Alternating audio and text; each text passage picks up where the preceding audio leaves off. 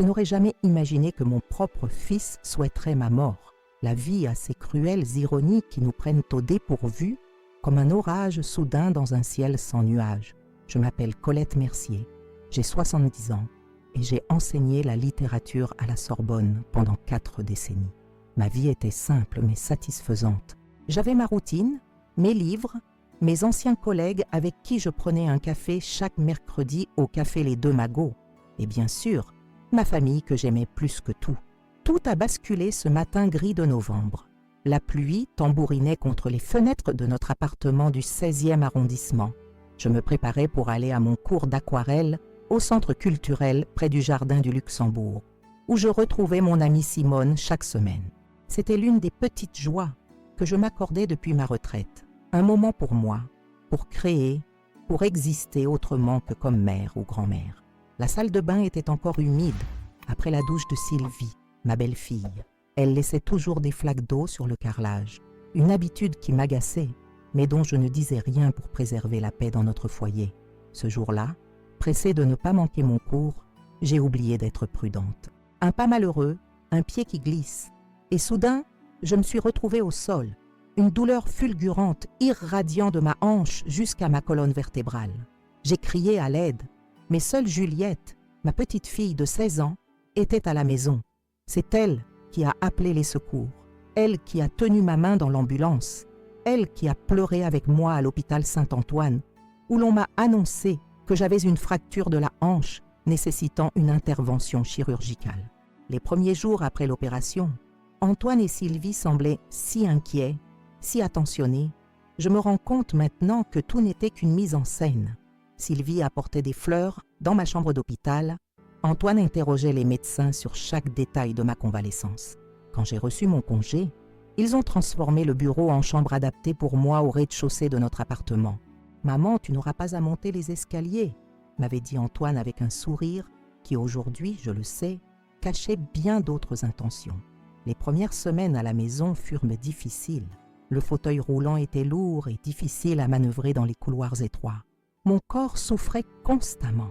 La kinésithérapie était douloureuse, mais je m'efforçais chaque jour, rêvant de remarcher normalement, de retrouver mon indépendance. Le docteur Moreau, mon médecin depuis des années, disait que je progressais bien mais que la récupération serait lente. « Patience, Madame Mercier », répétait-il à chaque consultation. « Vous devez avoir de la patience. » La patience, c'est ce qu'Antoine et Sylvie ont commencé à perdre. Au début, c'était juste des soupirs quand ils devaient m'aider à aller aux toilettes, puis des regards irrités quand je demandais quelque chose. Des conversations chuchotées qui s'arrêtaient dès que j'entrais dans la pièce. Ma petite fille Juliette, toujours si douce, a commencé à passer plus de temps avec moi, comme si elle pressentait que j'avais besoin de protection au sein même de mon foyer. C'est Juliette qui m'a alertée la première, sans le savoir. « Grand-mère, j'ai entendu papa et maman discuter de tes comptes bancaires hier soir », m'a-t-elle confié en m'aidant à déjeuner. « Ils parlaient d'une procuration pour gérer ton argent. » Cette révélation a déclenché une alarme en moi. Je n'avais autorisé personne à toucher à mes finances. J'ai commencé à être plus attentive. J'ai remarqué que certains de mes médicaments avaient été changés. Les gélules semblaient différentes. Sylvie insistait qu'il s'agissait simplement d'un changement de laboratoire. Mais j'avais travaillé des années avec des étudiants en pharmacie. Je savais que les médicaments ne changent pas de couleur et de forme comme ça, sans raison. Un matin, je suis rentrée plus tôt que prévu de ma séance de kinésithérapie. Le chauffeur du transport spécial avait pu me prendre avant l'heure habituelle. Sylvie ne s'attendait pas à me voir arriver si tôt et avait laissé la porte du bureau entr'ouverte pendant qu'elle téléphonait. J'ai poussé silencieusement mon fauteuil roulant dans le couloir. Et c'est là que j'ai entendu la phrase qui a changé ma vie à jamais. « Il faut se débarrasser de cette vieille femme inutile !» C'était la voix de mon fils, mon unique enfant. Le petit garçon que j'avais bercé dans mes bras, pour qui j'avais chanté des berceuses, à qui j'avais appris à faire ses premiers pas, celui à qui j'avais consacré toute ma vie. « Je suis d'accord », répondit Sylvie, qui venait d'entrer dans le bureau. « Si on mélange le poison à rat avec ses médicaments, ça paraîtra naturel. Une vieille dame avec des problèmes de santé. » À cet instant, le monde s'est figé. J'ai senti un goût amer dans ma bouche, un froid glacial remontant le long de ma colonne vertébrale. Mon cœur battait si fort que j'ai craint qu'ils puissent l'entendre de l'autre côté de la porte. J'ai voulu crier, les confronter, leur demander comment ils pouvaient me faire une chose pareille, après tout ce que j'avais fait pour eux. Mais quelque chose en moi, peut-être l'instinct de survie, peut-être la professeure méthodique que j'ai toujours été, m'a fait reculer silencieusement. Ils n'ont pas remarqué ma présence. Je suis retournée dans ma chambre et pour la première fois depuis l'accident, j'ai remercié le ciel que mon fauteuil roulant ait des roues silencieuses. Allongé sur mon lit, les larmes coulaient sur mon visage. Ce n'étaient pas des larmes de tristesse ou de peur, mais des larmes de colère. Une colère que je n'avais jamais ressentie auparavant, même dans les moments les plus difficiles de ma vie. C'est à cet instant précis que j'ai pris ma décision. Je ne serai pas la victime de cette histoire. Si mon fils et sa femme voulaient la guerre, ils l'auraient, mais je jouerais selon mes règles. Ma vie n'a pas toujours ressemblé à ce cauchemar. Pendant des décennies, j'avais été une femme forte et respectée. Mes collègues à la Sorbonne disaient souvent que j'étais de ces personnes qui ne plient jamais face aux difficultés. Mon mari, Bernard, est décédé il y a 15 ans d'une crise cardiaque foudroyante, me laissant seule avec notre fils Antoine, qui avait alors 30 ans. Depuis ce jour, je suis devenue à la fois père et mère pour lui, travaillant des heures supplémentaires, économisant chaque euro pour qu'il puisse terminer ses études en immobilier. Je l'ai soutenu quand il a obtenu son premier emploi dans une agence prestigieuse. J'ai célébré chacune de ses promotions et quand il a rencontré Sylvie, j'ai pensé que mon fils avait enfin trouvé quelqu'un qui le rendrait heureux. L'appartement où nous vivons maintenant, moi, Antoine, Sylvie et ma chère petite fille Juliette, a été acheté avec l'argent de la vente de ma maison.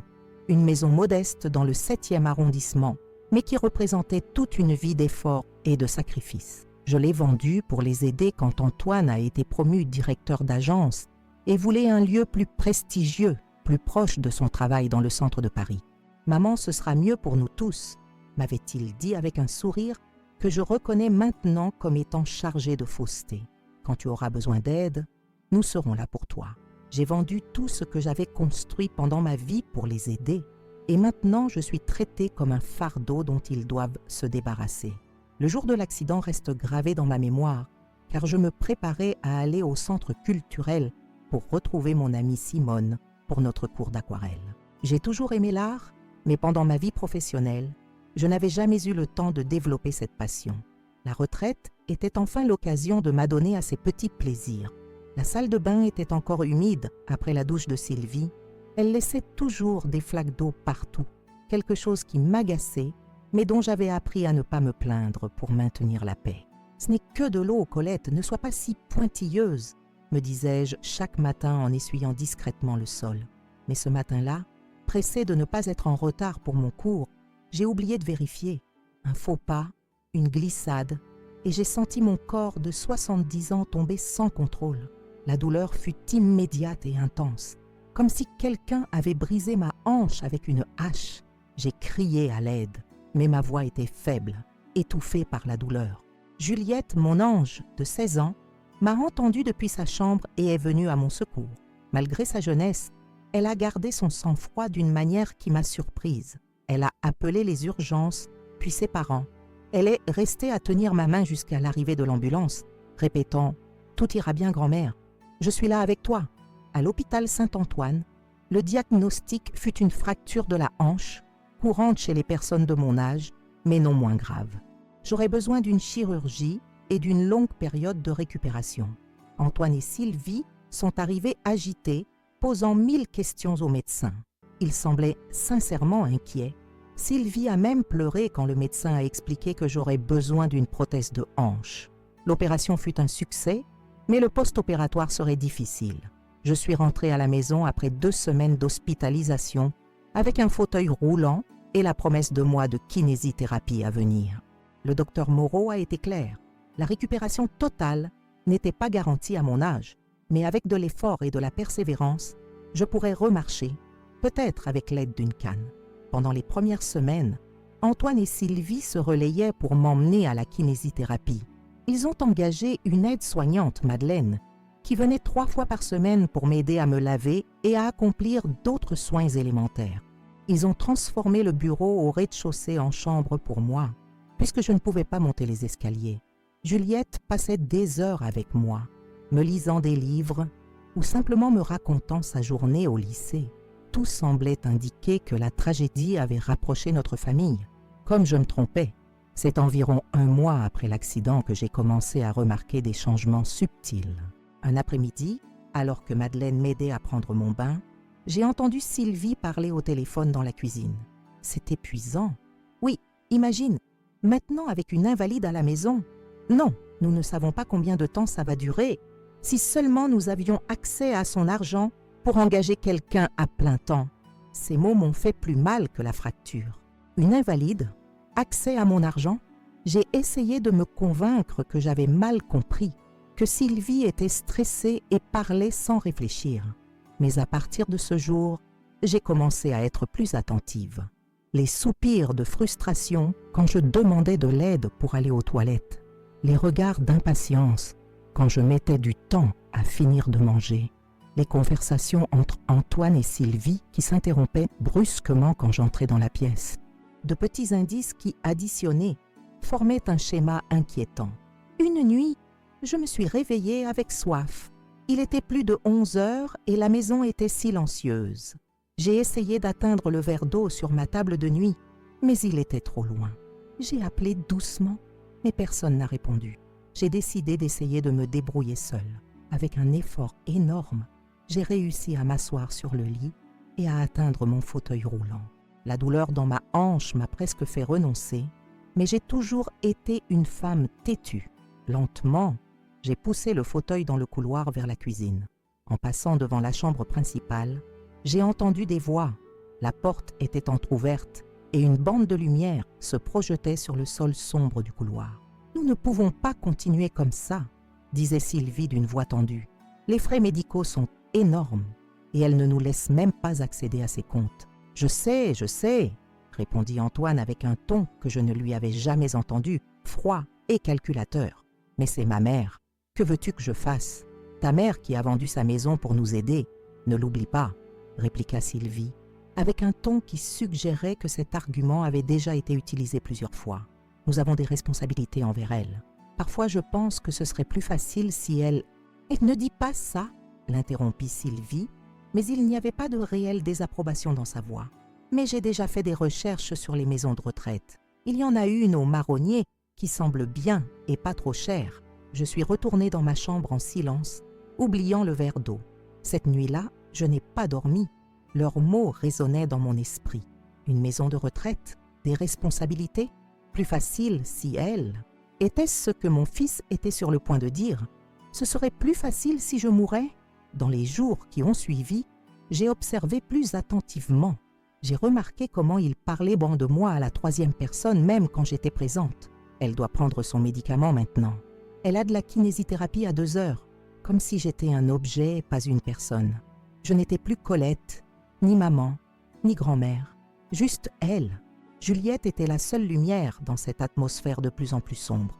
Ma petite fille percevait ce qui se passait et essayait de compenser la froideur de ses parents par son affection.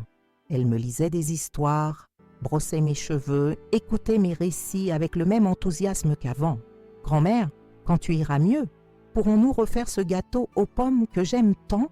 demandait-elle. Et ses yeux brillaient d'un espoir qui me donnait la force de continuer à lutter. C'est grâce à Juliette que j'ai commencé à remarquer autre chose d'inquiétant. Mes médicaments changeaient. Les gélules blanches et bleues pour la douleur avaient été remplacées par d'autres, légèrement différentes en couleur et en taille. « Juliette, sais-tu pourquoi ils ont changé mes médicaments ?» ai-je demandé avec désinvolture un jour, pendant qu'elle m'aidait à déjeuner. « Maman a dit que la pharmacie n'avait plus de la marque que tu prends. Alors ils ont apporté d'autres similaires, a-t-elle répondu innocemment. « Pourquoi, grand-mère? Ils te font un effet différent ?» J'ai menti en disant que tout allait bien.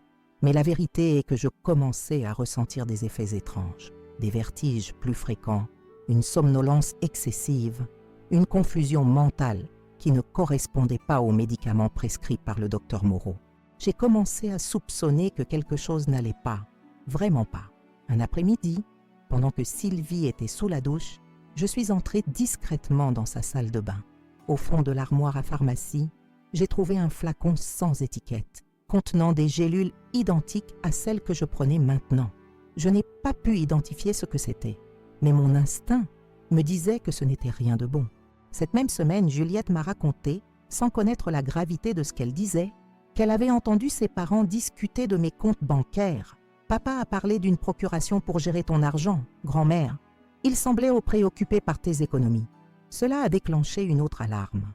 Je n'avais jamais autorisé personne à toucher à mes finances.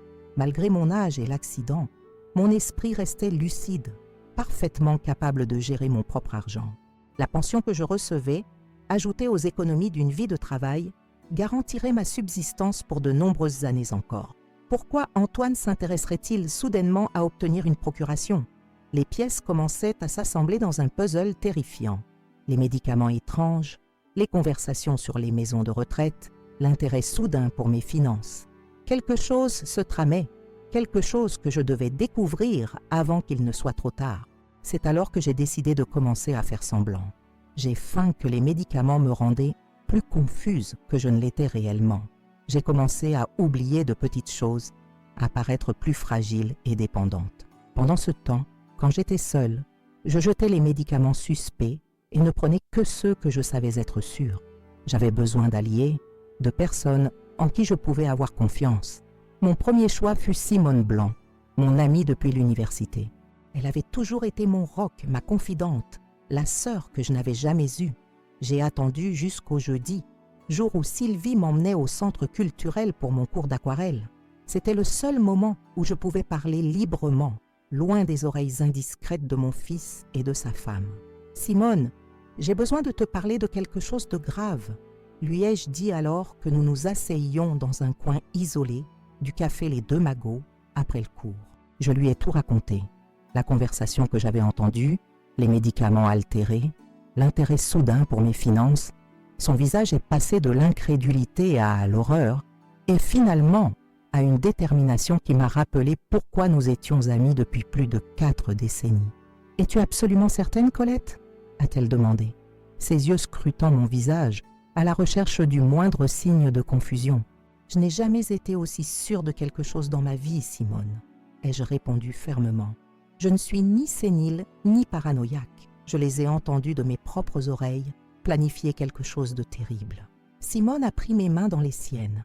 Ses doigts, déformés par l'arthrite mais toujours forts, ont serré les miens avec conviction. « Je te crois, Colette, et nous allons faire quelque chose à ce sujet. » Elle m'a alors parlé de maître François Laurent, un avocat spécialisé dans les droits des personnes âgées. « C'est l'un des meilleurs à Paris, » a-t-elle expliqué. « Il a traité des cas similaires et connaît toutes les subtilités juridiques pour protéger les personnes dans ta situation. Nous avons pris rendez-vous pour la semaine suivante, coïncidant avec mon prochain cours d'aquarelle. Simone se chargerait de tous les arrangements pour éviter d'éveiller les soupçons. Entre-temps, ma tâche serait de recueillir toutes les preuves possibles. Tu dois tout documenter, m'a averti Simone. Sans preuve, ce sera ta parole contre la leur. Et malheureusement, à notre âge, la société a tendance à nous considérer comme confuses ou séniles. De retour à la maison, mon esprit travaillait à toute vitesse, planifiant ma stratégie. Je me suis souvenu d'un vieux dictaphone que j'avais utilisé pour enregistrer mes cours à l'université. Où pouvait-il bien être maintenant? Probablement dans l'une des boîtes qu'Antoine avait rangées dans le débarras de l'immeuble. Le lendemain, pendant qu'Antoine était au travail et que Sylvie était sortie faire des courses, j'ai demandé à Juliette de m'aider à chercher parmi mes vieilles affaires. « Grand-mère, que cherchons-nous exactement ?» a-t-elle demandé en fouillant dans une boîte pleine de livres et de papiers. « Un petit dictaphone noir que j'utilisais pour mes cours, » ai-je répondu avec désinvolture. « J'aimerais enregistrer quelques histoires de famille pour qu'elles ne se perdent pas. » Ses yeux se sont illuminés. « Quelle belle idée! Tu vas raconter des histoires d'Exéo sur grand-père Bernard? J'adorerais les entendre. » Son enthousiasme m'a brisé le cœur. Comment réagirait-elle si elle savait la vérité? Si elle découvrait que ses parents prévoyaient de faire du mal à sa grand-mère? Non, je ne pouvais pas l'exposer à cette obscurité. Pas encore.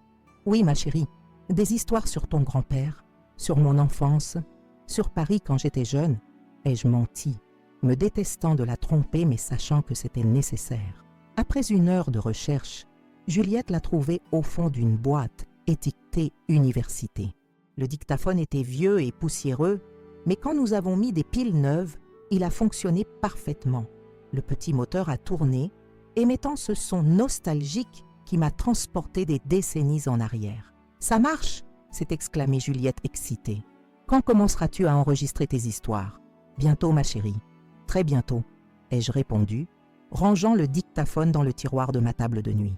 À partir de ce jour, le dictaphone est devenu mon arme secrète. Je le cachais à différents endroits dans l'appartement, sous la nappe de la table à manger pendant les dîners familiaux, dans la poche de ma robe de chambre quand je faisais semblant de dormir sur le canapé, pendant que Antoine et Sylvie discutaient dans la cuisine, derrière un vase dans le salon pendant leur réunion nocturne. Chaque soir, quand tout le monde dormait, j'écoutais les enregistrements avec des écouteurs, transcrivant les parties compromettantes dans un petit carnet que je gardais caché à l'intérieur d'un vieux exemplaire des Misérables de Victor Hugo. C'était ironique d'utiliser Hugo, le défenseur des opprimés, pour documenter une réalité qui semblait sortie d'un roman noir. En 2 semaines, j'avais accumulé des preuves substantielles. Le médecin a dit qu'avec son état, personne ne remettrait en question un décès par complication, disait Antoine dans un enregistrement. Je mélange ces médicaments avec des somnifères puissants. C'est pour ça qu'elle est si confuse ces derniers temps, avouait Sylvie dans un autre. L'avocat dit que nous pouvons demander une mise sous tutelle, surtout si nous montrons des signes de démence, planifiait mon fils. J'ai contacté mon cousin dans l'industrie chimique. Il dit qu'il a quelque chose d'indétectable dans les autopsies de routine, chuchotait Sylvie. Chaque nouvelle révélation était comme un coup de poignard. Chaque mot de mon fils, que j'avais élevé avec tant d'amour, était de l'acide corrodant mon âme. Mais la colère était plus forte que la douleur. Une colère froide, calculatrice, qui me maintenait concentré sur mon objectif, survivre et obtenir justice. Parallèlement aux enregistrements, j'ai commencé à conserver des échantillons des médicaments altérés qu'il me donnait. Chaque matin et chaque soir, quand Sylvie m'apportait les pilules, je faisais semblant de les prendre, mais les cachais sous ma langue. Puis je les gardais dans de petites enveloppes en papier, notant la date et l'heure. Les médicaments authentiques, prescrits par le docteur Moreau, je les conservais dans un flacon caché dans une vieille botte dans mon armoire. C'étaient les seuls que je prenais réellement. Le jeudi suivant, comme prévu, Simone est venue me chercher pour notre cours d'aquarelle. Au lieu d'aller au centre culturel, nous nous sommes dirigés vers le cabinet Droits et Justice, où Maître Laurent nous attendait. L'avocat s'est avéré être un homme d'une 50aine d'années, avec des lunettes à monture épaisse et une expression sérieuse mais bienveillante. Son bureau, austère mais accueillant, avait des rampes d'accès et des espaces larges pour mon fauteuil roulant, un détail que j'ai énormément apprécié. « Madame Mercier » a-t-il commencé après les présentations. « Votre amie Simone m'a raconté votre situation en termes généraux. C'est grave, très grave. Mais je veux tout entendre directement de vous, avec chaque détail dont vous pouvez vous souvenir. » Pendant l'heure qui a suivi, j'ai raconté mon histoire, l'accident, la convalescence, les premiers signes de quelque chose de suspect et finalement, la terrible conversation que j'avais entendue. Pendant que je parlais, Maître Laurent prenait des notes, son visage devenant de plus en plus sombre. Et j'ai apporté ceci, ai-je dit finalement, sortant de mon sac le dictaphone et les enveloppes contenant les médicaments. Ce sont des preuves. Je ne sais pas si elles seront suffisantes légalement, mais Maître Laurent a pris les enveloppes avec précaution. Ceci est de l'or, Madame Mercier. Les enregistrements peuvent être contestables devant un tribunal sans le consentement des parties, mais ces médicaments, nous pouvons les envoyer pour analyse. S'ils contiennent des substances toxiques ou non prescrites, nous avons une affaire solide. Quelles sont mes options ? Ai-je demandé, sentant pour la première fois depuis des semaines un rayon d'espoir. Plusieurs, a-t-il répondu, se penchant dans son fauteuil. Nous pouvons demander des mesures de protection immédiates pour votre sécurité.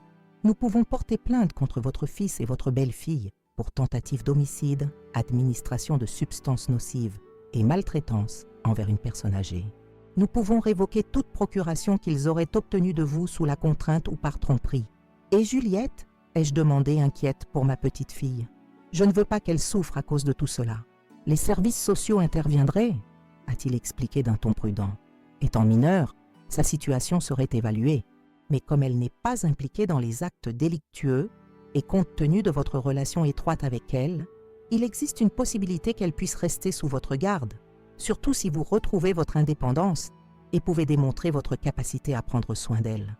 L'idée de pouvoir vivre avec Juliette, loin d'Antoine et Sylvie, me donnait la force de poursuivre le plan.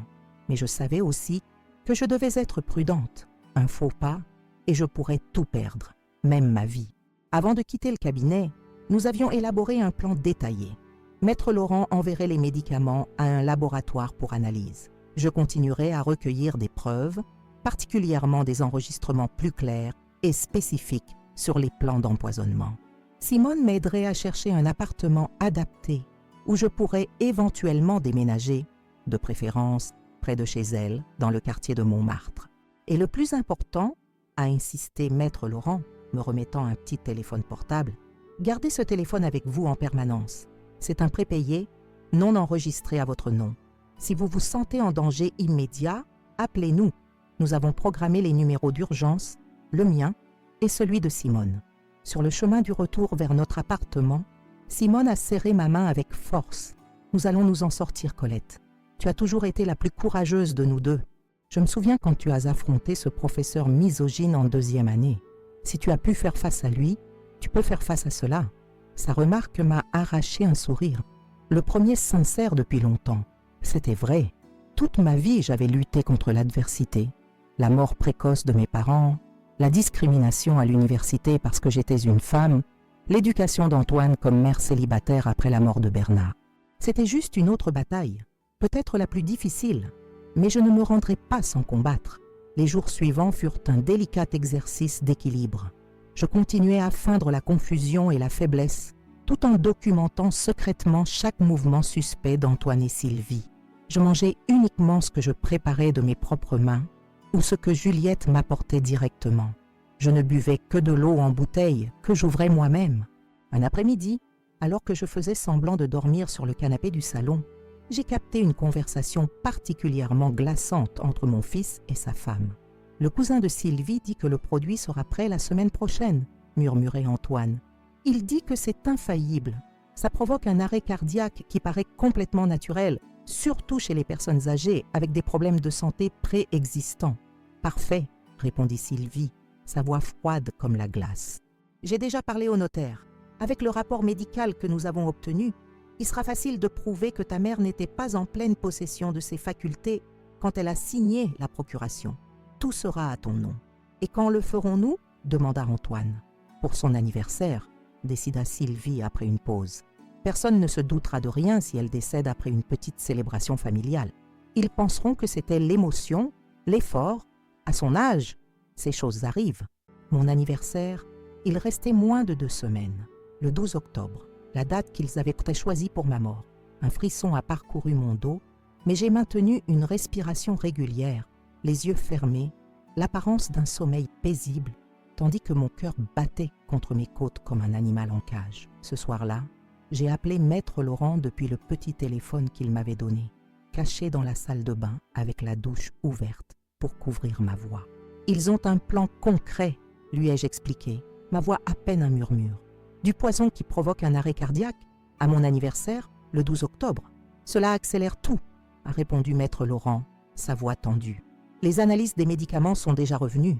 Ils contenaient des doses dangereuses de benzodiazépines non prescrites. C'est une preuve solide d'administration de substances nocives, mais cela ne prouve pas l'intention homicide. « Que faisons-nous alors ?» ai-je demandé, la panique menaçant de me submerger. « Nous devons les prendre sur le fait, » a-t-il décidé après une pause. « S'ils tentent de vous empoisonner à votre anniversaire, nous devons être prêts à intervenir au moment exact, avec des témoins et des preuves irréfutables. » « Vous me demandez de risquer d'être empoisonné ?» ai-je demandé incrédule. « Non, Madame Mercier. Je suggère que nous utilisions votre anniversaire comme l'occasion parfaite pour les démasquer, mais avec toutes les précautions nécessaires pour garantir votre sécurité. » En écoutant son plan, un étrange calme m'a envahi. C'était risqué, oui, mais aussi ingénieux et potentiellement définitif. S'il fonctionnait, non seulement je sauverais ma vie, mais j'obtiendrai justice et liberté en un seul coup de maître. Faisons-le, ai-je finalement décidé. Je suis fatiguée de vivre dans la peur, d'être traitée comme un fardeau, de voir mon propre fils planifier ma mort. Il est temps qu'ils apprennent que cette vieille femme inutile a encore quelques leçons à leur donner. J'ai passé les jours suivants à me préparer méticuleusement. J'ai renforcé mon jeu de fragilité et de confusion, donnant à Antoine et Sylvie exactement ce qu'ils s'attendaient à voir. Une vieille femme affaiblie, mentalement diminuée, la cible parfaite pour leur plan. En même temps, je coordonnais secrètement avec Maître Laurent, Simone et un nouvel allié, Marcel Lemoine, mon voisin du 3B, un veuf retraité qui avait été médecin et qui, comme je l'ai découvert, nourrissait des sentiments plus qu'amicaux à mon égard. « Je vous ai toujours admiré, Madame Mercier », m'a confié Marcel, lorsque Simone nous a présentés formellement au Café Les Deux Magots. « Votre dignité, votre intelligence, la façon dont vous et votre mari avez élevé Antoine, c'est pourquoi j'ai tant de mal à croire ce que l'on me raconte. »« Moi aussi j'ai du mal à y croire, Marcel, » ai-je répondu avec tristesse. « Mais j'ai des preuves et j'ai besoin de votre aide. » Marcel est devenu une pièce clé de notre plan. En tant que voisin respecté dans l'immeuble, sa présence à mon anniversaire ne soulèverait pas de soupçons. De plus, son expérience de médecin le rendait particulièrement habile pour reconnaître les signes d'empoisonnement et intervenir rapidement si nécessaire. À mesure que le 12 octobre approchait, un étrange mélange de peur et de détermination m'envahissait. J'avais peur, oui, mais pas de mourir. J'avais peur d'échouer, qu'Antoine et Sylvie échappent à la justice, qu'ils puissent faire du mal à Juliette ou à mes amis. Mais la détermination était plus forte. La détermination d'une femme qui avait survécu à tant d'adversités et qui ne permettrait pas que son propre sang la trahisse de cette manière. La détermination de prouver qu'à 70 ans, j'étais toujours une force avec laquelle il fallait compter. Le jour avant mon anniversaire, alors que j'étais allongée éveillée dans mon lit, écoutant les bruits nocturnes de notre immeuble, je me suis souvenu des paroles que ma mère me disait quand j'étais enfant. « Colette, dans cette vie, il faut être comme le roseau, plier avec le vent, mais ne jamais se briser. » Le matin de mon anniversaire, je me suis réveillée avant l'aube, répétant mentalement chaque détail du plan que nous avions élaboré. Maître Laurent, Simone, Marcel et moi avions tout coordonné méticuleusement pendant la semaine précédente. Chaque mouvement, chaque mot, chaque précaution avait été prise en compte. Nous ne pouvions pas nous permettre d'erreur. À cette heure précise, j'ai entendu les pas de Sylvie s'approcher de ma chambre. Rapidement, je me suis installée dans le lit, adoptant la posture faible et confuse que j'avais perfectionnée ces dernières semaines. Quand elle est entrée, elle portait un plateau avec du café, des toasts et mes médicaments. « Joyeux anniversaire, Colette !» s'est-elle exclamée avec un sourire qui n'atteignait pas ses yeux. « Je vous ai préparé votre petit déjeuner préféré. Et regardez, j'ai même mis une fleur pour célébrer votre journée spéciale. »« Merci, ma chère !» ai-je répondu d'une voix tremblante, jouant mon rôle, comme c'est attentionné de ta part. Pendant que je déjeunais sous son regard vigilant, j'ai caché les pilules sous ma langue, comme je l'avais fait tant de fois. Puis, quand elle s'est distraite en arrangeant mes vêtements pour la journée, je les ai crachés dans un mouchoir que j'ai glissé dans la poche de ma robe de chambre. « Antoine et moi organisons une petite réunion cet après-midi », a-t-elle annoncé en m'aidant à m'asseoir dans le fauteuil roulant. « Rien de grand, juste quelques amis proches et voisins pour célébrer vos 70 ans. » « Ce n'était pas nécessaire, ai-je répondu, feignant la surprise et la gratitude. « Vous trois me suffisez. Nous insistons, » a-t-elle répliqué, caressant mes cheveux avec une fausse tendresse. Après tout, on n'a pas 70 ans tous les jours. On n'essaye pas non plus d'assassiner sa propre mère tous les jours, ai-je pensé.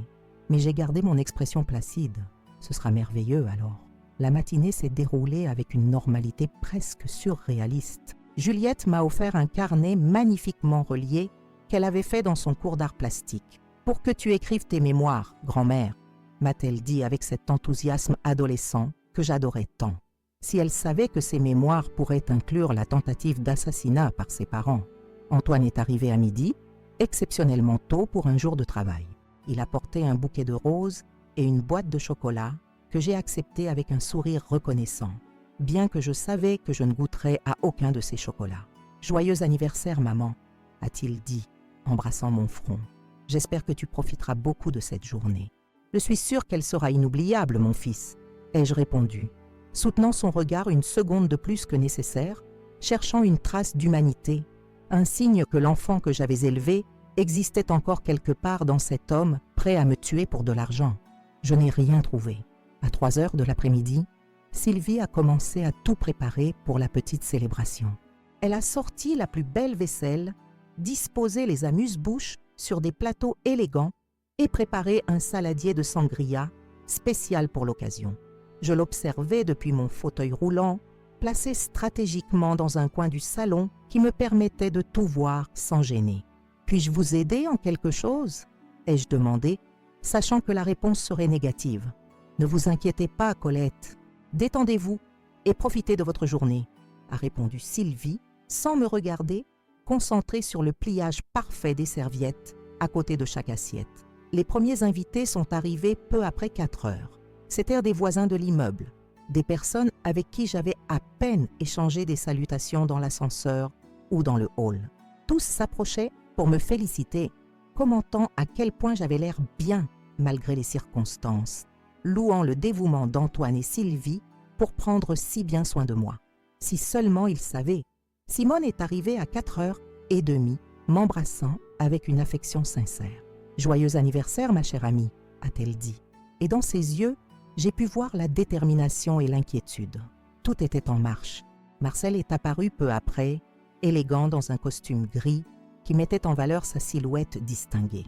Il m'a apporté un cadeau enveloppé de papier argenté, un petit lecteur de musique avec des écouteurs, pour que vous puissiez écouter ces chansons de Piaf que vous aimez tant, Madame Mercier, a-t-il expliqué en me le remettant.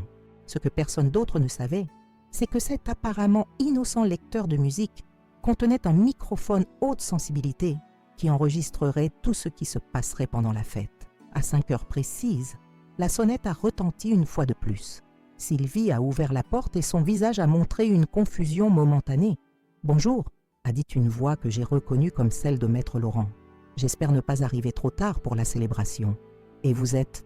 a demandé Sylvie, visiblement déconcertée. « François Laurent, un vieil ami de Colette de ses jours à l'université, » a-t-il répondu avec un naturel parfait. « Simone m'a parlé de la fête et j'ai pensé venir vous saluer. J'espère que ce n'est pas un dérangement. » Avant que Sylvie ne puisse objecter, je suis intervenue depuis mon coin. « François, quelle joie de te voir après tant d'années. » Sylvie n'a pas eu d'autre choix que de le laisser entrer, bien que j'ai remarqué comment elle échangeait des regards inquiets avec Antoine. Un invité inattendu ne faisait pas partie de leur plan, surtout un qui prétendait me connaître depuis des décennies. La fête s'est poursuivie sans incident pendant l'heure suivante. Conversation triviale, anecdotes partagées, rires polis.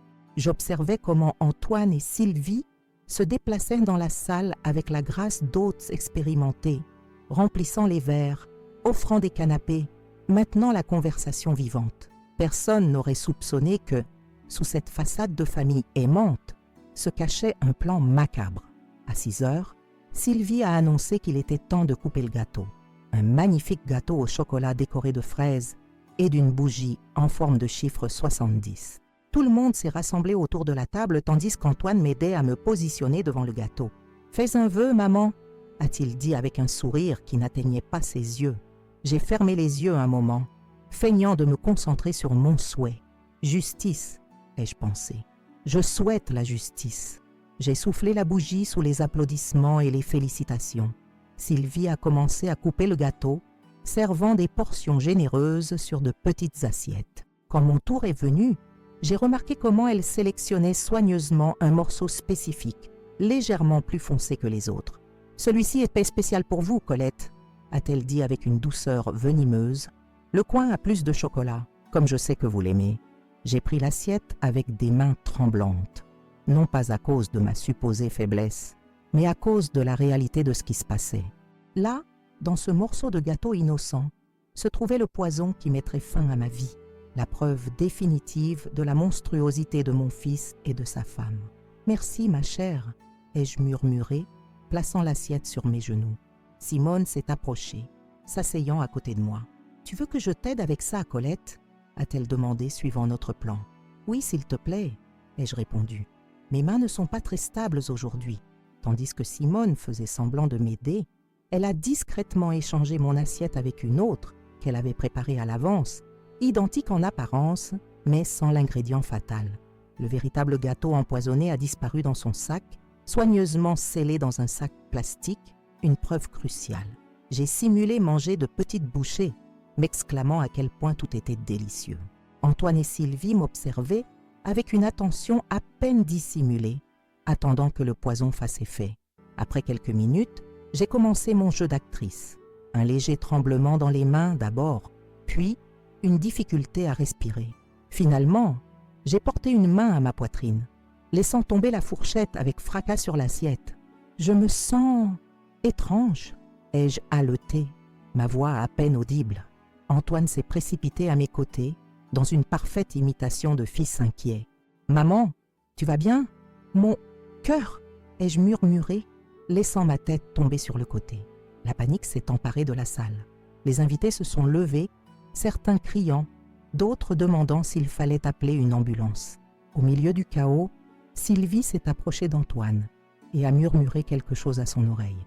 Je ne pouvais pas les entendre, mais à leurs expressions, ils étaient satisfaits du déroulement des événements. « Un médecin ! Y a-t-il un médecin ?» a crié Antoine, sachant parfaitement qu'il n'y en avait aucun parmi les invités. « Je suis médecin retraité », est intervenu Marcel, s'agenouillant à côté de mon fauteuil. Il a pris mon poignet, faisant semblant de chercher mon pouls. « Elle est très faible. Nous devons appeler les urgences immédiatement. » « Je ne crois pas qu'il soit nécessaire de s'alarmer autant, » a dit Sylvie, sa voix tendue. Elle est probablement juste fatiguée. À son âge, n'importe quelle émotion forte peut provoquer ces épisodes. À son âge, a répété Marcel d'un ton mordant. Colette a 70 ans, pas 90. Et ce qu'elle éprouve n'est pas normal. Tandis que la discussion se poursuivait, Maître Laurent s'est approché discrètement d'Antoine. « Monsieur Mercier, puis-je vous parler en privé un moment ? C'est au sujet de votre mère. » Antoine, confus mais gardant sa composure, a acquiescé et a suivi Maître Laurent jusqu'au couloir. Quelques secondes plus tard, Simone a conduit Sylvie au même endroit, sous prétexte de lui montrer quelque chose d'important sur son téléphone concernant les services médicaux d'urgence. Une fois que tous deux étaient dans le couloir, éloignés des invités, Maître Laurent a fait un signe et 2 personnes de plus sont entrées dans l'appartement, un officier de police et une travailleuse sociale. Le moment était venu. « Antoine Mercier et Sylvie Mercier », a déclaré l'officier. « Vous êtes en état d'arrestation pour tentative d'homicide, administration de substances nocives et maltraitance envers une personne âgée. » L'incrédulité sur leur visage aurait été comique si la situation n'avait pas été si tragique. « De quoi parlez-vous » a balbutié Antoine. « Ma mère vient de subir une sorte d'attaque. Nous avons besoin d'aide médicale, pas de policiers. »« Votre mère va parfaitement bien », a répondu Maître Laurent calmement. Tout ceci était une mise en scène pour vous prendre sur le fait. Comme si c'était un signal, je me suis redressé lentement dans mon fauteuil roulant, regardant directement mon fils et Sylvie.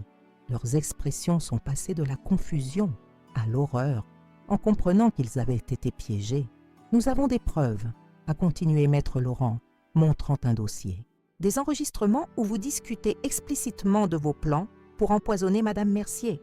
Des analyses toxicologiques des médicaments altérés que vous lui administrez depuis des semaines.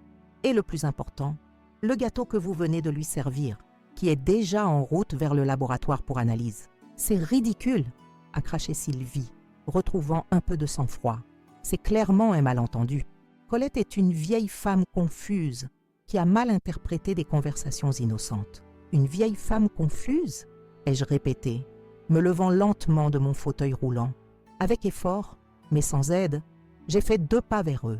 Les invités ont poussé des exclamations de surprise. Mon esprit est plus clair que jamais, Sylvie. Suffisamment pour me rappeler chaque mot que tu as prononcé sur le mélange de poison à rat avec mes médicaments. Juliette, qui avait observé toute la scène avec une horreur croissante, s'est approchée en tremblant. « Papa ? Maman ? De quoi parle grand-mère » Le visage d'Antoine a perdu toute couleur. « Juliette, ma chérie, c'est un malentendu. Ta grand-mère est confuse et ces personnes en profitent. » Confuse, est intervenue Simone, sortant son téléphone. Elle a appuyé sur un bouton et la voix d'Antoine a rempli la pièce. Le cousin de Sylvie dit que le produit sera prêt la semaine prochaine. Ça provoque un arrêt cardiaque qui paraît complètement naturel, surtout chez les personnes âgées avec des problèmes de santé préexistants. Puis, la voix de Sylvie. À son anniversaire, Personne ne se doutera de rien si elle décède après une petite célébration familiale. Ils penseront que c'était l'émotion, l'effort. À son âge, ces choses arrivent. Le silence qui a suivi était assourdissant. Juliette s'est couvert la bouche de ses mains, des larmes coulant sur ses joues. Les invités se regardaient stupéfaits. Antoine et Sylvie, acculés, n'avaient plus d'échappatoire. « C'est inadmissible », a balbutié Antoine. Ces enregistrements sont sortis de leur contexte. Nous parlions d'un film, ou d'un livre, ou... Le poison dans le gâteau est-il aussi sorti de son contexte ? A demandé Maître Laurent. Ou les sédatifs non prescrits dans ses médicaments ? Ou les documents falsifiés pour obtenir le contrôle de ses finances ? Tandis que l'officier procédait à leur lire leurs droits, je me suis approchée de Juliette, qui sanglotait dans un coin, confuse et dévastée. « Je suis désolée, ma petite », ai-je murmuré, la serrant dans mes bras. « Je suis désolée que tu doives assister à cela. Mais je devais me protéger, et te protéger toi aussi. C'est vrai ?» a-t-elle demandé entre ses larmes. Papa et maman voulaient vraiment... Je n'ai pas pu terminer la phrase, mais j'ai doucement acquiescé. Les preuves sont claires, ma chérie. Je ne voulais pas y croire moi-même au début, mais c'est réel. Tandis que les officiers escortaient Antoine et Sylvie hors de l'appartement, sous les regards ébahis des voisins et amis, un étrange calme m'a envahi. Je ne ressentais ni joie, ni triomphe, seulement une profonde fatigue et une tristesse immense pour ce qui aurait pu être et ne serait jamais. Simone s'est approchée, prenant ma main. « Tu as réussi, Colette. Tu es en sécurité maintenant. »« Mais à quel prix ?» ai-je répondu, regardant Juliette, dont la vie venait de changer à jamais. Mon propre fils. Comment en sommes-nous arrivés là, Simone ? Où me suis-je trompée ? Tu ne t'es pas trompée, a-t-elle répondu fermement. Certaines personnes choisissent l'obscurité. Peu importe combien de lumière tu leur as donné. Ce n'est pas ta faute. Marcel nous a rejointes, son visage grave mais réconfortant. Madame Mercier, vous avez été incroyablement courageuse. Maintenant, vous devez penser à l'avenir, à reconstruire votre vie. L'avenir, un mot qui, il y a quelques semaines, semblait ne pas exister pour moi. Maintenant, soudainement, j'avais tout un horizon devant moi. Un horizon sans l'ombre de la trahison guettant à chaque coin. Cette nuit-là, après que les policiers, les invités et les journalistes qui avaient inévitablement eu vent du scandale soient partis, je me suis assise dans le salon vide de l'appartement avec Juliette et Simone. Maître Laurent avait tout arrangé pour que Juliette puisse rester avec moi pendant que sa situation légale était résolue. Comme il l'avait prévu, étant la grand-mère et avec des preuves de la conduite criminelle de ses parents, les autorités ont considéré que c'était le mieux pour elle. « Que va-t-il se passer maintenant, grand-mère » a demandé Juliette, son jeune visage marqué par une maturité soudaine et douloureuse. « Maintenant » ai-je répondu, prenant ses mains dans les miennes. « Nous recommençons, ensemble. Nous chercherons un nouvel endroit, loin de ces souvenirs. Tu continueras dans ton lycée avec tes amis et je serai là pour toi, comme je l'ai toujours été. » Et papa et maman, j'ai soupiré profondément. C'était la question la plus difficile. Ils feront face aux conséquences de leurs actes, ma chérie. Le système judiciaire décidera. Mais quoi qu'il arrive, tu ne dois pas te sentir responsable ni coupable. C'était leur décision, pas la tienne. Ce soir-là, tandis que Juliette dormait enfin, épuisée par les émotions de la journée, je me suis assise près de la fenêtre, contemplant les lumières de Paris. Les étoiles brillaient dans le ciel dégagé, indifférente au drame humain qui venait de se jouer. Mon 70e anniversaire avait été, sans aucun doute, inoubliable. Pas de la manière qu'Antoine et Sylvie avaient planifié, mais comme le jour où j'ai récupéré ma vie, ma dignité et mon avenir. La vieille femme inutile s'était révélée plus forte, plus intelligente et plus courageuse qu'il ne l'avait jamais imaginé. Et maintenant, cette même vieille femme inutile avait tout un nouveau chapitre de sa vie à écrire. Les jours qui ont suivi l'arrestation d'Antoine et Sylvie ont été un tourbillon de déclarations à la police, de réunions avec des avocats, de visites de travailleurs sociaux et d'entretiens avec des procureurs. L'affaire a suscité un émoi considérable à Paris. Fils et belle-fille tentent d'empoisonner leur mère âgée pour s'emparer de son argent. Était un titre trop juteux pour que la presse locale l'ignore. Juliette et moi sommes restés temporairement dans l'appartement, bien que les souvenirs qu'il abritait le rendaient presque inhabitable. Chaque recoin semblait me murmurer les conspirations qui s'y étaient tramées. Chaque objet me rappelait la trahison que j'avais vécue. La nuit, je fermais ma porte à clé, une habitude que je ne pouvais abandonner malgré la certitude qu'il n'y avait plus de danger. La première semaine fut particulièrement difficile pour Juliette. À 16 ans, elle a dû faire face à une réalité dévastatrice. Ses parents étaient des criminels prêts à commettre un meurtre pour de l'argent. Je l'ai vue passer par toutes les étapes du deuil. Déni, colère, négociation, dépression. Mais l'acceptation semblait une destination lointaine et inaccessible. « Je ne comprends pas, grand-mère », m'a-t-elle dit un soir, alors que nous dînions en silence. Je les ai entendus se disputer souvent à propos d'argent, de dettes, de l'hypothèque. Mais de là à vouloir, elle ne pouvait pas terminer la phrase. Aucune de nous ne le pouvait. L'argent change les gens, Juliette, ai-je répondu doucement. Ou peut-être révèle-t-il simplement ce qui était déjà là, caché sous la surface. Crois-tu que papa a toujours été ainsi ? A-t-elle demandé, ses yeux implorant une réponse qui pourrait lui apporter un peu de paix. J'ai soupiré profondément. Que pouvais-je lui dire ?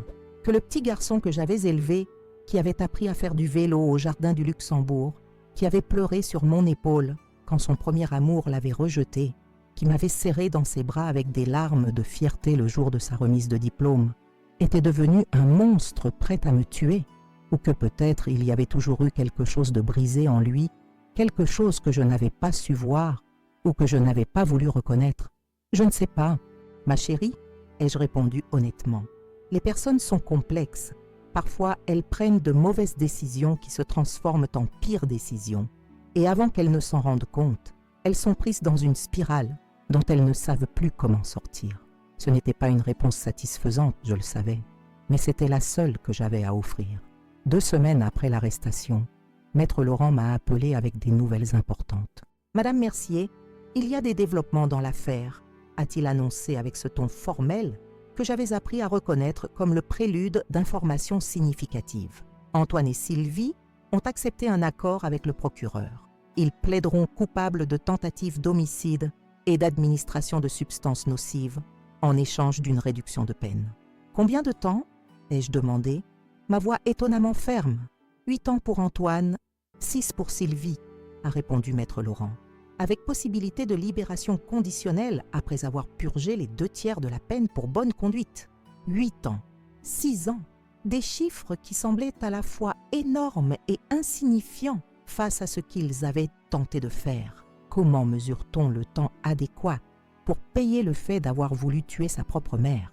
Il y a autre chose, a poursuivi Maître Laurent. Dans le cadre de l'accord, ils doivent restituer tous les biens qu'ils ont obtenus par tromperie ou manipulation. Cela inclut l'argent de la vente de votre maison dans le 7e arrondissement. C'était un rayon d'espoir inattendu, pas pour l'argent en soi, mais pour ce qu'il signifiait, la possibilité d'un nouveau départ, d'un lieu qui nous appartiendrait, à Juliette et moi, où nous pourrions reconstruire nos vies loin des ombres de cet appartement du 16e. Quand pourrais-je disposer de cet argent ? Ai-je demandé, planifiant déjà mentalement notre prochain mouvement. Dès que l'accord sera formalisé, ce qui devrait se produire dans les prochains jours, a expliqué Maître Laurent. Entre-temps, j'ai recherché des options de logement pour vous et Juliette. Il y a un petit appartement à Montmartre, près de la place des Abbesses, qui pourrait vous plaire. Il est au rez-de-chaussée, dispose de rampes d'accès et d'espace suffisant pour vous deux. Montmartre. Le nom même évoquait une promesse, une renaissance, exactement ce dont nous avions besoin. Le procès formel contre Antoine et Sylvie fut rapide grâce à l'accord conclu. Juliette décida de ne pas y assister et je respectais sa décision. J'étais présente, cependant, assise droite au premier rang, ma canne fermement appuyée sur le sol. Je voulais qu'Antoine me voie ainsi, forte, digne, survivante. Quand le juge a prononcé la sentence, nos regards se sont brièvement croisés. J'ai cherché dans ses yeux une trace de remords, une étincelle du fils que j'avais autrefois connu. Je n'y ai trouvé qu'un vide froid, une absence qui m'a fait plus mal que n'importe quelle parole cruelle qu'il aurait pu prononcer. En sortant du palais de justice, entouré par Simone, Marcel et Maître Laurent, j'ai eu l'impression de laisser derrière moi un chapitre sombre de ma vie. Le soleil brillait avec force, réchauffant mon visage. J'ai respiré profondément, savourant l'air pur, le parfum des marronniers en fleurs, la sensation de liberté qui m'inondait. « Ça va ?» a demandé Simone, serrant doucement ma main. « Oui, ai-je répondu avec sincérité. Je crois que pour la première fois depuis longtemps, je vais vraiment bien. Nous avons déménagé à Montmartre une semaine plus tard. L'appartement était exactement comme Maître Laurent l'avait décrit, petit mais accueillant, avec de grandes fenêtres qui laissaient entrer la lumière du soleil et offraient une vue sur la butte Montmartre et le Sacré-Cœur au loin. Les murs fraîchement peints d'un doux ton pêche ne conservaient pas de souvenirs douloureux, ne cachaient pas de conspiration ni de trahison. C'était une toile vierge, prête à être remplie de nouveaux moments, de nouveaux souvenirs. Juliette a choisi la chambre avec vue sur un petit jardin communautaire où des personnes âgées jouaient aux échecs à l'ombre des arbres et des enfants couraient en riant. « J'aime voir la vie là-dehors », a-t-elle simplement expliqué. J'ai compris ce qu'elle voulait dire. Après tant d'obscurité, nous avions toutes deux besoin de nous rappeler qu'il existait de la bonté et de la joie dans le monde. L'adaptation ne fut pas facile. Il y avait des jours où Juliette parlait à peine, perdue dans des pensées qu'elle ne partageait pas. Il y avait des nuits où je me réveillais en sursaut, convaincue d'avoir entendu Antoine et Sylvie chuchoter dans le couloir. Mais peu à peu, nous avons commencé à guérir. J'ai engagé un kinésithérapeute qui venait 3 fois par semaine pour poursuivre ma récupération. Avec détermination et exercice constant, j'ai progressé, passant de la canne à la marche sans aide pour des périodes de plus en plus longues. Le docteur Moreau, qui continuait à me suivre, ne cachait pas son étonnement à chaque visite. « Madame Mercier, votre récupération est extraordinaire », a-t-il commenté lors de mon examen semestriel. « Non seulement votre condition physique s'est nettement améliorée, mais vos analyses sanguines montrent une amélioration de tous les indicateurs. C'est comme si votre corps avait rajeuni. C'est ce qui arrive quand on cesse d'être empoisonné lentement, docteur. » ai-je répondu avec un sourire ironique qui l'a fait rougir pour son manque de tact involontaire. Juliette s'est adaptée étonnamment bien à son nouveau lycée. Son intelligence et sa sensibilité l'ont aidée à se connecter avec des camarades qui ne savaient rien de son histoire familiale, qui la voyaient simplement comme la nouvelle élève qui vivait avec sa grand-mère. Les travailleurs sociaux qui nous rendaient en visite chaque semaine au début pour évaluer notre situation ont espacé leur visite en constatant que nous nous épanouissions toutes les deux dans notre nouvel environnement. Simone est devenue une présence constante dans notre vie. Habitant à seulement quelques rues, elle passait chez nous presque quotidiennement, apportant des livres, des films ou simplement sa compagnie réconfortante. Ensemble, nous avons repris les cours d'aquarelle, cette fois sur la petite terrasse de notre appartement, où la lumière naturelle était parfaite pour capturer les couleurs de Montmartre et de Paris, au loin, et Marcel. Marcel a été une surprise inattendue dans ma vie. Ce qui avait commencé comme des visites cordiales pour s'assurer que nous allions bien, s'est progressivement transformé en quelque chose de plus. Des promenades au coucher du soleil le long de la rue des Abbesses, des concerts de musique classique au Théâtre des Bouffes du Nord, de longues conversations sur les livres et les films, en partageant un thé sur le banc du square Louise Michel. « Je vous ai toujours admirée de loin, Colette », m'a-t-il confié un après-midi, alors que nous marchions lentement sur la place du Tertre. « Depuis que vous avez emménagé dans l'immeuble avec votre famille, vous m'avez semblé être une femme extraordinaire. Votre dignité, votre intelligence, votre façon de parler de littérature et d'art, mais je n'ai jamais osé vraiment m'approcher. Et qu'est-ce qui a changé ?» ai-je demandé, sincèrement curieuse. « Tout », a-t-il simplement répondu. « Vous voir affronter ce que vous avez affronté, avec tant de courage et de détermination, cela m'a fait réaliser que la vie est trop courte pour ne pas risquer pour ce que l'on valorise. À 70 ans, avec mes cheveux argentés et des rides qui racontaient l'histoire d'une vie intense, je ne m'attendais pas à trouver l'amour à nouveau.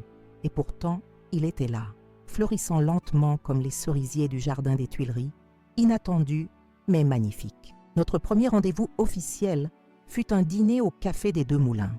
Marcel s'est présenté avec un bouquet de violettes et une nervosité que j'ai trouvée charmante chez un homme de son âge et de son expérience.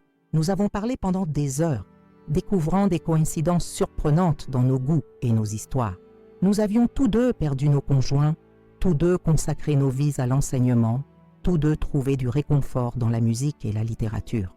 Sais-tu ce qui est le plus étrange dans tout cela ? Ai-je commenté alors que nous partagions un dessert au chocolat. Si Antoine et Sylvie n'avaient pas fait ce qu'ils ont fait, nous ne nous serions probablement jamais vraiment connus. La vie a ses ironies, a répondu Marcel, prenant ma main sur la table.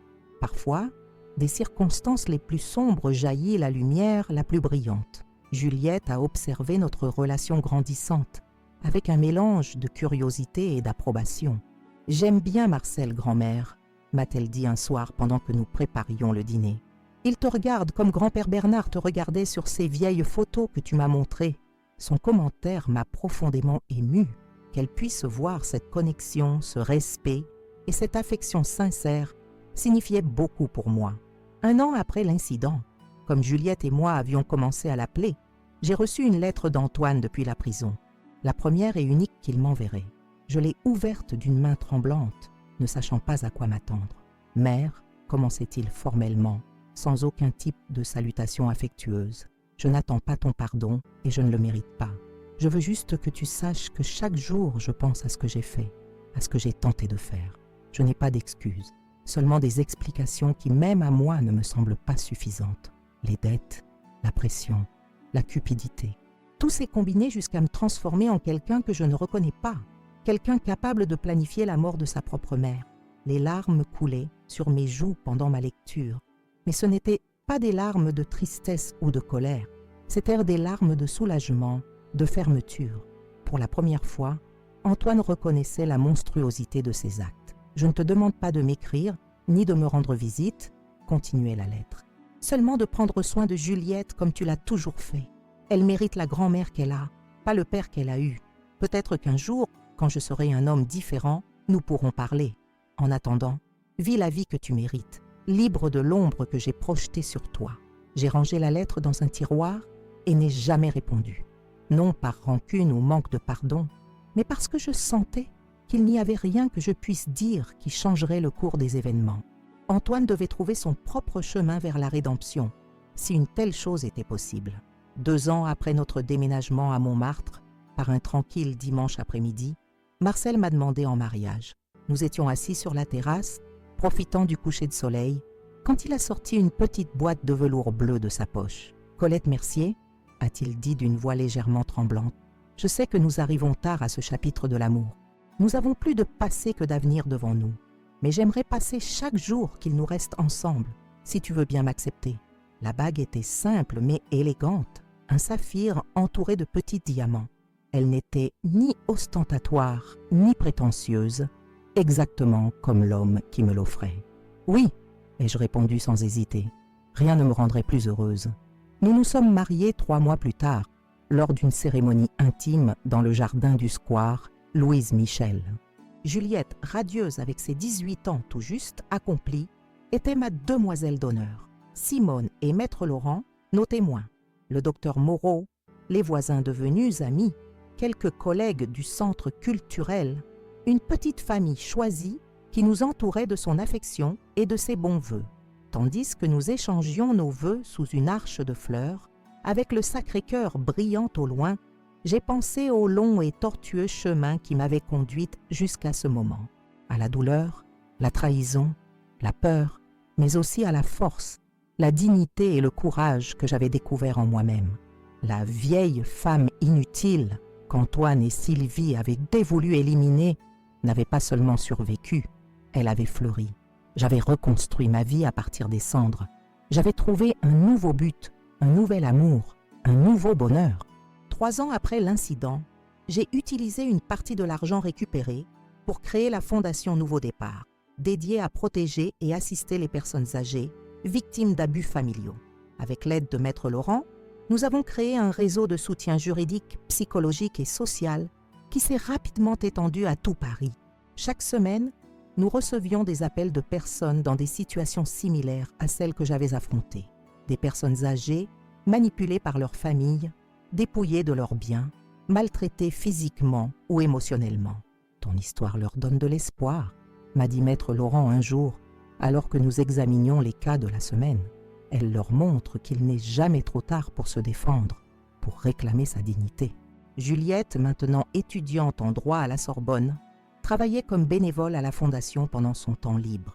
L'expérience traumatisante de son enfance l'avait transformée en une défenseur acharnée des droits des plus vulnérables. « Je serai comme Maître Laurent quand j'aurai mon diplôme », m'a-t-elle annoncé un soir, alors que nous dînions avec Marcel. « Je défendrai ceux qui ne peuvent pas se défendre eux-mêmes. » Nous l'avons regardée avec fierté, Marcel et moi, émerveillés par la femme forte et déterminée qu'elle était devenue malgré les circonstances.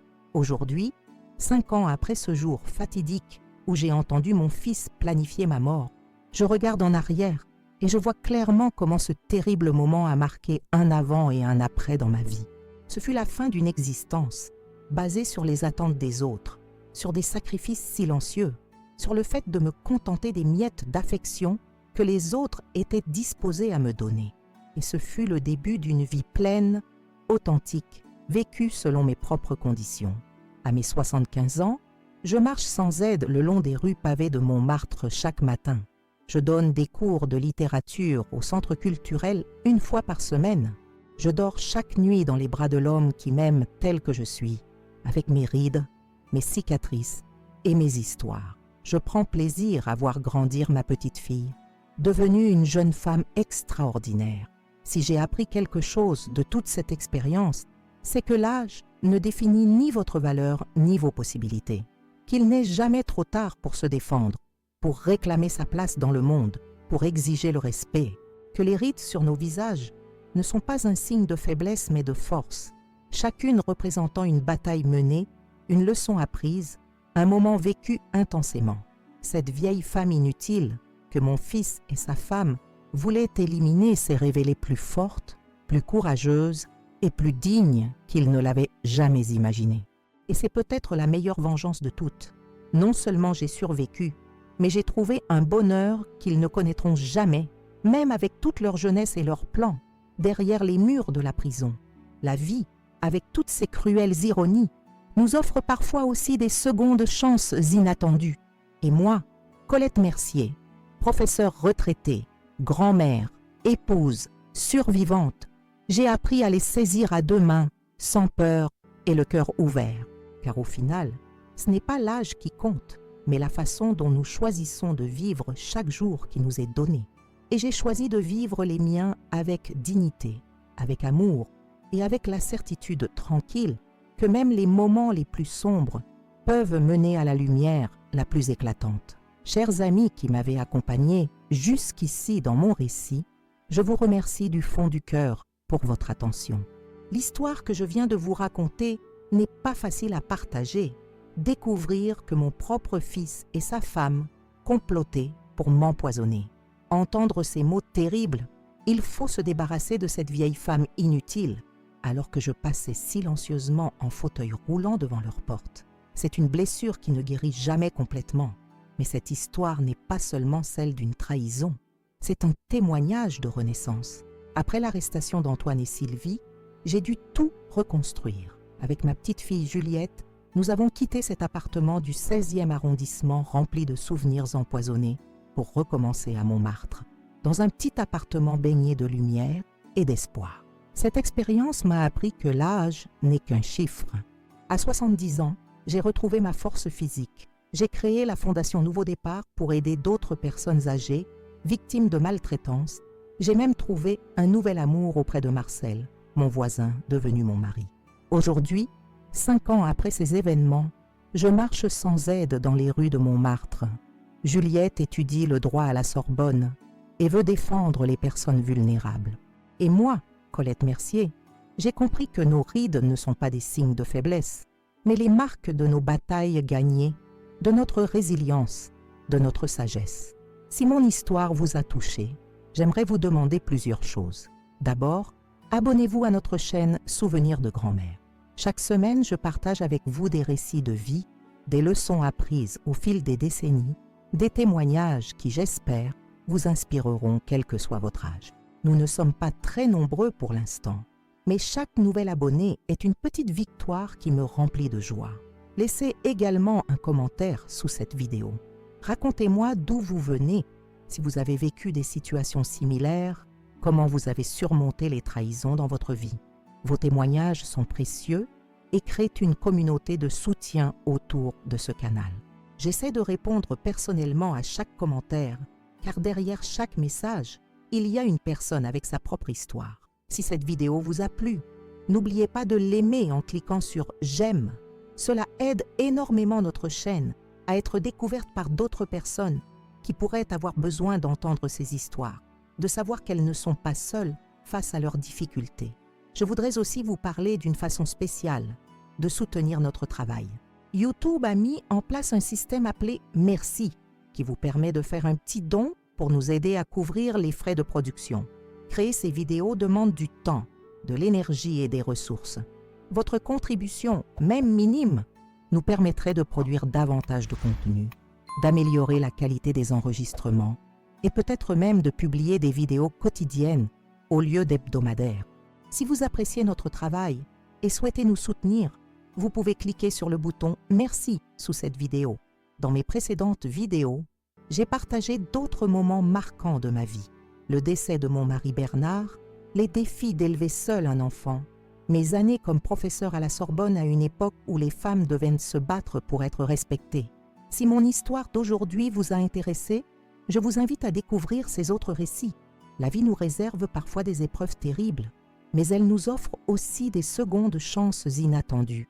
J'espère que mon témoignage vous rappellera que même dans les moments les plus sombres, même quand ceux en qui nous avions le plus confiance nous trahissent, il est possible de se relever, de reconstruire, de trouver un nouveau bonheur. Merci infiniment pour votre écoute, votre soutien et votre bienveillance. C'est grâce à vous que Souvenirs de grand-mère continue d'exister et de grandir. J'attends avec impatience de lire vos commentaires et de vous retrouver la semaine prochaine pour un nouveau chapitre de ma vie. N'oubliez jamais que vous avez en vous une force que personne ne peut vous enlever. Qu'importe votre âge, votre condition ou les obstacles sur votre chemin, vous méritez respect et dignité. Et il n'est jamais, jamais trop tard pour commencer un nouveau chapitre. À bientôt sur Souvenirs de grand-mère, où les histoires de vie se partagent avec le cœur ouvert et l'espoir que nos expériences puissent éclairer le chemin des autres.